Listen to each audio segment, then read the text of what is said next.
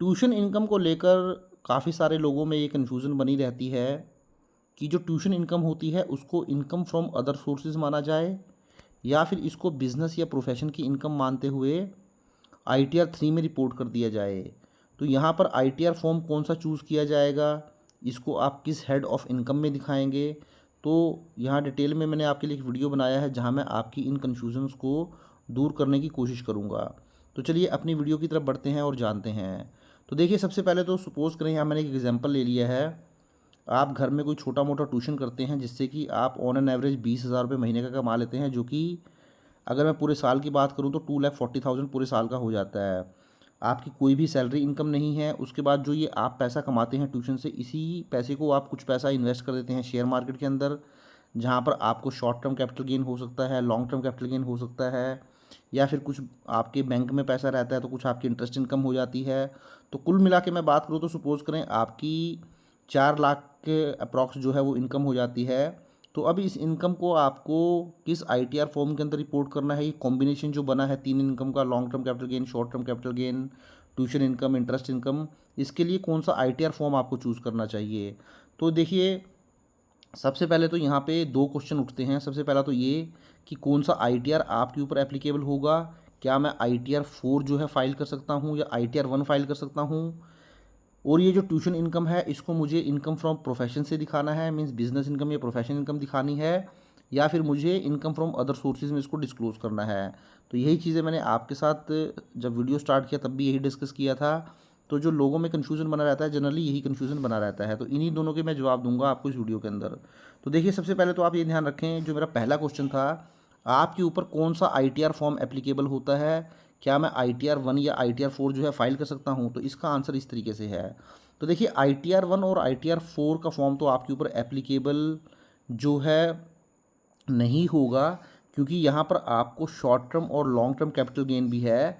तो देखिए, अभी एक चेंजेस आया था ITR फॉर्म को लेकर। अगर आपका लॉन्ग टर्म कैपिटल गेन है और वो long term capital gain 1.25 lakh से ज़्यादा नहीं है, फिर तो आप इसको ITR 1 में रिपोर्ट कर सकते हैं, अगर आप इसको इनकम फ्रॉम अदर सोर्सेज मानते हैं।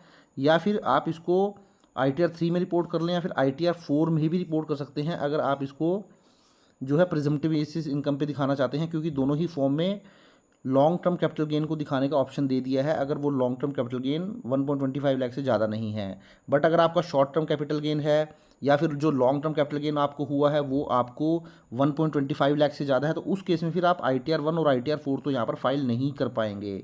तो यहाँ पे बेस्ट ऑप्शन यही है, अगर आप इसको इनकम फ्रॉम अदर सोर्सेज मानते हैं तो आप ITR 2 फाइल कर लीजिए, क्योंकि ITR 2 के अंदर आप शॉर्ट टर्म कैपिटल गेन भी दिखा लेंगे, और जो लॉन्ग टर्म कैपिटल गेन है वो तो आप दिखा ही लेंगे, चाहे 1.25 लाख से कम हो या ज़्यादा हो। इसी तरीके से अगर आप इसको बिजनेस या प्रोफेशन से इनकम मानते हैं, मीन्स आप इसकी प्रोफेशनल इनकम मानते हैं, तो फिर आप इसको ITR 3 में डिस्क्लोज़ कर सकते हैं। वहाँ पर ट्यूशन रिसिप्ट आपको इसको दिखा देंगे। अब फिर क्वेश्चन वहीं आ जाता है कि अब मैं ये कैसे डिसाइड करूँ कि इसको मैं प्रोफेशनल इनकम मानूँ या फिर इनकम फ्रॉम अदर सोर्सेज मानूँ। तो इसके बारे में भी मैं आपको अभी आगे वीडियो में क्लियर कर दूंगा। अगर आपको कोई डाउट होगा उसको लेकर तो आप मुझे ज़रूर कमेंट करें, मैं उसका रिप्लाई करूंगा। तो देखिए, मेरा लास्ट क्वेश्चन ये बनता है, should I declare tuition income as income from profession और can I disclose income from other sources. तो देखिए, यहाँ पे एक थंब रूल ये है इसका, where teaching is carried out in a structured and continues manner with professional intent, the income is correctly classified as income from profession, और इसके लिए आपको ITR 3 फाइल करनी चाहिए। तो देखिए, जहाँ पर आप देखते हैं बड़े बड़े कोचिंग इंस्टीट्यूट्स होते हैं जहाँ पर हज़ारों की तादाद में बच्चे जो है वो एजुकेशन लेने आते हैं, उनका पूरा एक इंफ्रास्ट्रक्चर होता है, टीचर्स होते हैं, प्रॉपर बैचेस चलते हैं। तो इस तरीके का अगर इंफ्रास्ट्रक्चर में आप टीचिंग प्रोवाइड कर रहे हैं, एजुकेशन दे रहे हैं, तो वो तो आपकी बिज़नेस या प्रोफेशन इनकम ही मानी जाएगी, और वहाँ पे आपको ITR 3 फाइल करनी चाहिए। अब हम एक कॉमन मैन की बात कर लेते हैं, जहाँ पे सपोज एक हाउस वाइफ हैं या आप एक मेल मेंबर हो जो कि घर में छोटे मोटे ट्यूशन कर लेते हो पार्ट टाइम अपनी जॉब के साथ, मीन्स अगर आप सैलरीड एम्प्लॉई हैं तो शाम को घर आके आपने ट्यूशन पढ़ा लिया, या फिर आपका कोई और काम भी है, आपका जो है इंटरेस्ट भी है टीचिंग करने में, और कुछ आप 2 पैसे कमा भी लेते हैं, तो उसके लिए आपने घर में ही छोटा मोटा या कोई छोटा मोटा स्ट्रक्चर के साथ आप जो है कुछ बच्चों को पढ़ा लेते हैं और कुछ पैसा कमा लेते हैं।